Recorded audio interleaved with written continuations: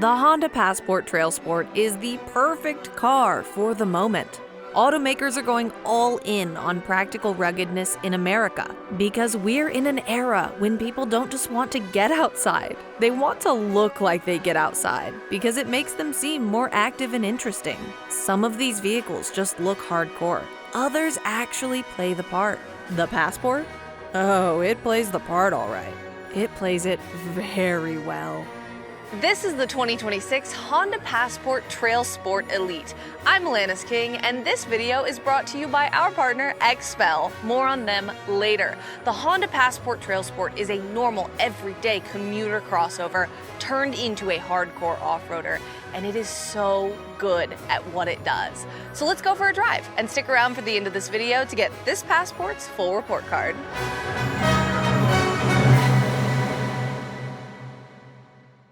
The Honda Passport got a complete overhaul for the 2026 model year, marking the fourth generation of the car. And the TrailSport specifically is the most off-road ready version of a Honda vehicle, whether that be the Passport, the Ridgeline, the Pilot, or anything else.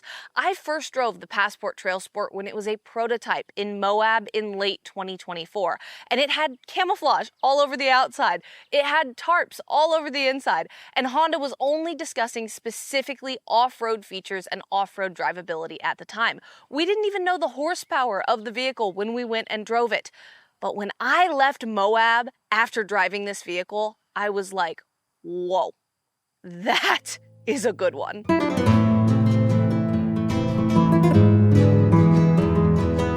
We drove the Passport TrailSport prototype for about 6 hours in Moab through massive boulders, stepladder rock formations, and all kinds of huge elevation changes. And it was really, really comfortable. Sure, we weren't gliding over rocks like an octopus, like those side-by-sides you see out there. But with calculation and patience, we were able to go over those same rock formations just in a little more time. The only abruptness that I felt while off-roading this vehicle was when I misjudged something or I slammed into a rock or did something like that with either a skid plate or a rock slider. And when I did that, it made this really hard, metallic thunk. And I would go, oh my gosh, I'm so sorry. Because I was in the vehicle with two women who worked on this car, and they would go, Alanis, it's fine. That's what it's for. Hit some more rocks.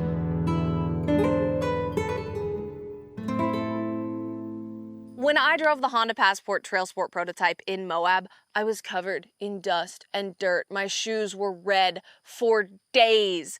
But I also know the reality of the Honda Passport TrailSport, which is that a lot of people who buy this car brand new are not going to off-road it. They are not going to get it dirty. They are going to want to keep it as clean and pristine and beautiful as possible at all times. And luckily, I know how to get a car dirty and clean it up. Our partner XPEL has tons of cleaning and protection products that you can use throughout the car wash process or outside of a wash. A really handy one is waterless wash, which can pick up dirt when you need to clean your car without a full wash. If you just grab a towel and some water to wipe off your car in a hurry, you risk something we see on a lot of vehicles: tiny scratches and swirl marks. That's because you collect bits of dust and dirt on your towel, then you end up swirling them all over your top coat.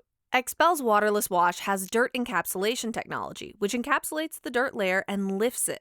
It won't leave behind residue like soap does, but it will leave behind a ceramic additive to give your car extra gloss and protection. The ideal time for waterless wash is between regular washes or after a short drive in good weather, when the surface of your vehicle feels smooth and has minimal visible dirt. It'll lift light dust, fingerprints, pollen, isolated bird droppings, or light water spots. If you've been driving for a couple of weeks and have road grime, light bugs, built-up dirt, or you've driven in light rain or on dusty roads, this is when you'd move to XPEL's rinseless wash technology. Or consider giving your car a full wash with XPEL's wash kit. You can get XPEL's waterless wash by itself or in the Ultimate Wash Kit, which is a full suite of really good cleaning products and tools, and I highly recommend it. And if you want 20% off your order, there is tons of stuff with a discount available with my code ALANIS20 at www.xpel.com/shop. Thank you so much for watching the channel, and thanks to XPEL for supporting us.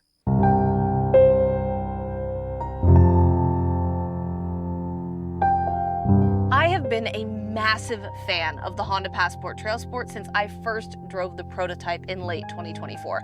You can ask anyone I talk to regularly. I'm like, dude, the Passport TrailSport. And that is because this car mixes on-road comfort with off-road capability. This is a unibody crossover, and unibodies are more car-like structures. They're safer, they're lighter, they're just more comfortable on the road as opposed to off-roader construction, which is body on frame. And yeah, it's more flexible and better at off-roading, but it's not nearly as comfortable or efficient or anything like that. It's so cool to have more and more options of unibody off-roaders that are built to go off-road, because you get to blend the best of both worlds. A little bit of off-road capability and a whole lot of on-road comfort.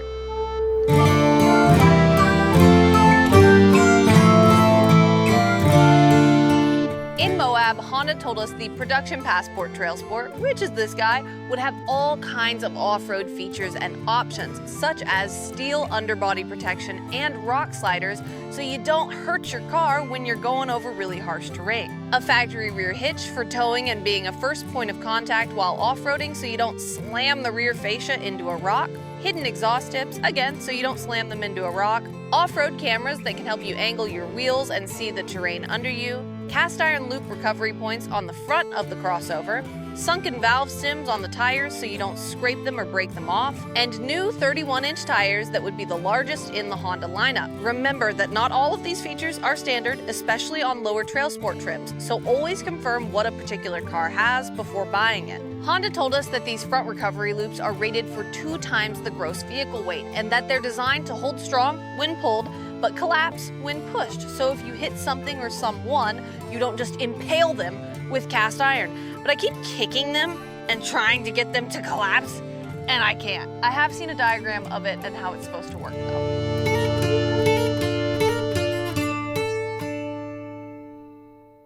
This Honda Passport TrailSport has a 3.5-liter V6 J35 engine that makes 285 horsepower and 262 pound-feet of torque. Fun fact, an early version of this engine actually appeared in the second-generation Honda Odyssey in 1999, and you will find these engines in all kinds of Honda products. They are very popular and actually very sought after.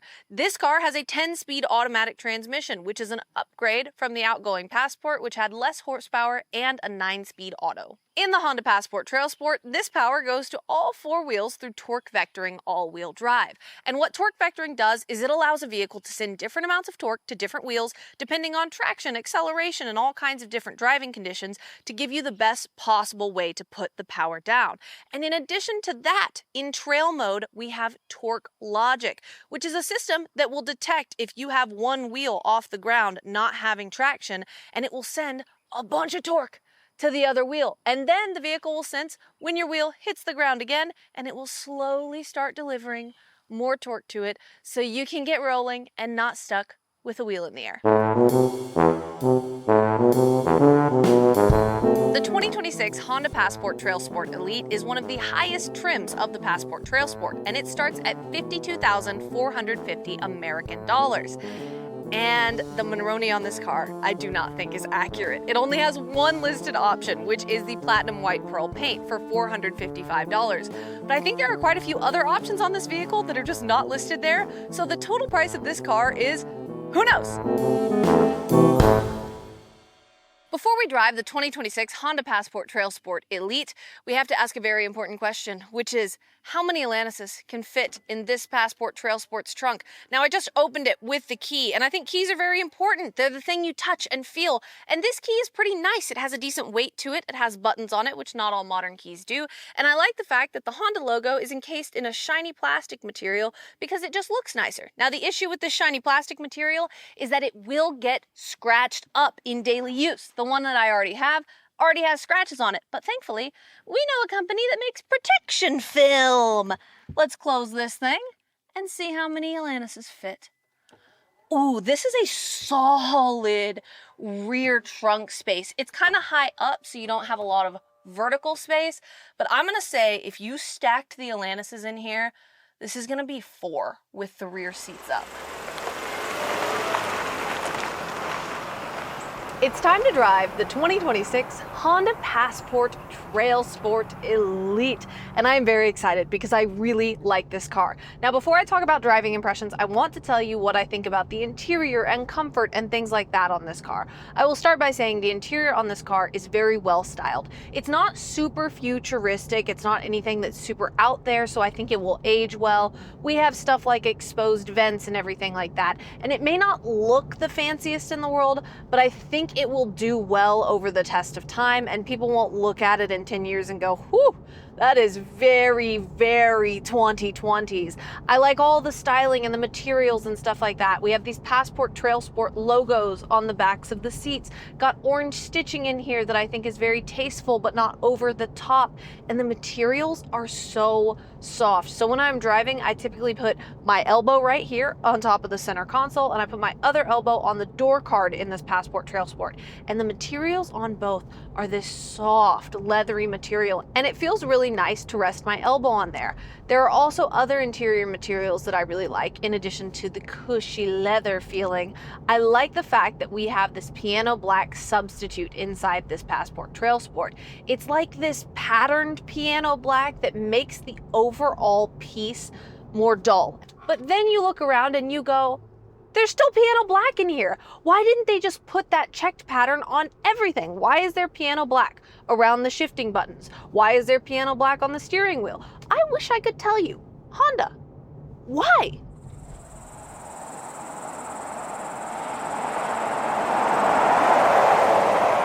A couple of other things I really like about this interior are the fact that we have rubber floor mats, which is great if you are going to off-road this vehicle. Just take them out, spray them, and you don't even have to wait for them to dry like you do with softer material such as carpet. Over here on the passenger side in the dashboard, we have a cubby with a rubber bottoming on it, so you can put your phone, your keys, your wallet, and stuff like that, and it won't slide around and be very annoying. In that same vein, we have rubber around the wireless charging pad. So let's say you have your phone on the wireless charger and it somehow doesn't overheat. You could also put keys and wallets and stuff next to it, and that stuff won't slide everywhere because we have that grippy rubber material. And then a bonus that's kind of usable but kind of funny is over the wireless charging pad, there's this little cubby hole pocket thing, but it only fits about half of a modern iPhone. So if you put your iPhone in there, it's gonna stick out, but it still fits. So I guess it can be used as an iPhone holder when your phone gets overheated from that charging pad.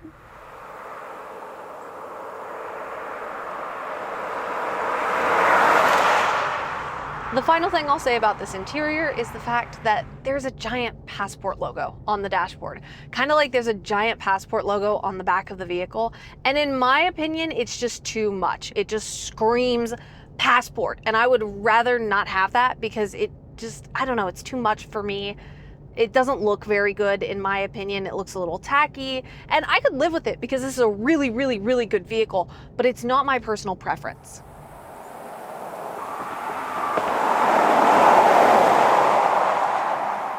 Now I want to talk about the driving experience in the Passport TrailSport. And I will say I am on the road right now, but I have extensively off-roaded the Passport TrailSport in Moab, about 6 hours out there, and it was fantastic. We were in a convoy of 6 Passports, and people were passing us, you know, the modified 4Runners and all of them. They were going a little faster than us on the trails in Moab, but we were still doing the same trails as they were, and we were succeeding. It was very comfortable, it was very fun, and I think the really cool thing about a vehicle like the Passport is that this is a unibody crossover. This is a car-like structure, so it's going to be more efficient, it's going to be safer, it's going to be better on the highway. It's just a better overall daily driver than a hardcore off-roader, which is likely a body-on-frame vehicle.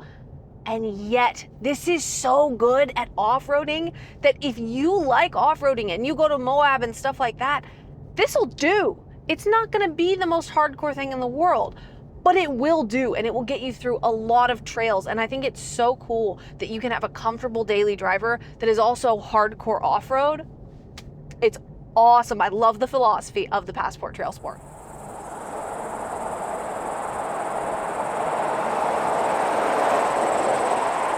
The Passport TrailSport has some really cool interior off-road technology, and one thing I have in front of me right now is elevation and pitch and roll displays. You can set your gauge cluster to show this in any driving mode. I'm in Eco right now, and I have both of them up. And elevation specifically will start and stop every time you turn on and turn off the engine. The one thing I don't love, and I did say this in Moab when I was talking to some of the Honda engineers, I was like, I wish that the pitch and roll display would not only show a dial from 0 to 45, it would also tell me my exact degree of pitch and roll. Because what's cool is when I drove the Ford Bronco Sport Sasquatch, it showed me those angles, and I was able to leave that and go, oh yeah, I was like 22 degrees on this and this many degrees on that. I wish the Passport TrailSport had that, but it's also not the biggest complaint in the world. I do want to talk briefly about the on-road driving experience in the Passport TrailSport, and just like off-road, the on-road driving experience is extremely comfortable and capable. But there are a couple of drawbacks of having a vehicle that is so focused for off-road on the road. And one of those drawbacks is the fact that this soft suspension, you can feel it when you accelerate and when you brake. So when you accelerate, you can really feel the nose lifting up, and when you brake, you can really feel the nose diving. When you're pulling out from a stop sign and you're making a big turn in town or something like that, you can really feel the softness of that suspension as you're moving. And it's not the worst thing in the world, but it is very noticeable. Another thing that's not so great is the turning radius on this big boy. Whoo, it is wide. I just did a bunch of turnarounds while we were filming, and I had to find wide areas to turn around or do like a 5-point turn because the turning radius on this thing is not tight, and that's okay, but it also is a little difficult when you're in in-town situations.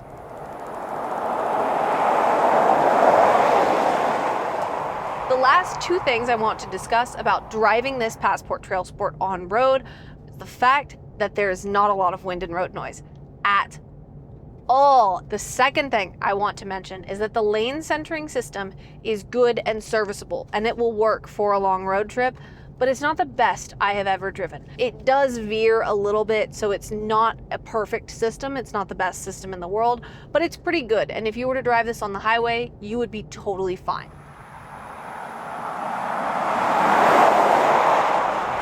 Overall, I absolutely love the Honda Passport TrailSport. I have been raving about it since I first drove it in late 2024, and I will continue to rave about it because this car is so good at what it wants to be. And I also think it's a very special vehicle in that it mixes a niche interest with the ability to daily drive a vehicle. And I think that's super cool because so often, if you want an off-roader, you have to sacrifice on-road comfort in order to go off-road and be super capable. And this is the case for a lot of different cars. If you have a sports car or a supercar that is really good on a racetrack, it might not be the most comfortable on road, you know? And it is very cool to be able to have a car that is very serviceable at the niche thing that it is supposed to do, but also very serviceable on the road. And that is what the Honda Passport TrailSport is. I think it's cool to have this as an option, and I honestly highly recommend it to a lot of people.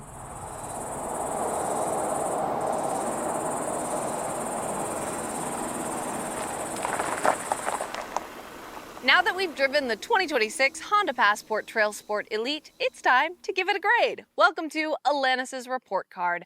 The exterior on this Passport TrailSport gets a B+. I like the way it looks. I think the orange logos and the front end styling really set it apart from other vehicles in the parking lot, and they make me look at it and they make me think it's cool. But I did park it at the grocery store the other day and walked out, and the back end in the parking spot is very 2000s SUV back there, just big and boxy, and I don't know if that part will age super well. The interior gets an A-. It is lovely in there. It's so comfortable. The materials, for the most part, are really, really great, but I'm giving it points off in there for the giant Passport logo on the dashboard, which is just too much Passport for me, and the piano black trim pieces. The performance also gets an A-. This thing is awesome off-road. I absolutely love it, especially for what it is. But it gets an A- because it doesn't get great fuel economy on the highway. We've been getting about 20 on the highway. And also the lane centering is just not the best I've ever experienced. It stays in your lane pretty well, but occasionally it just veers to the sides of the lanes a little too much for my taste. The value gets a B+. I think this car is really, really good, and I think it's a great choice for a lot of people. But I also can't say it's a steal because of the fact that the audience for an off-road crossover is kind of small, even though a lot more people will buy it. They're going to pay up for features that they are not going to use. Would I take the Passport TrailSport on a road trip? Absolutely, I would. It would be comfortable, it would generally keep me in my lane, and I would enjoy it a lot. And overall, we are tied with 2 A- and 2 B+, and because I would take it on a road trip, we're going to bump it up to an A-.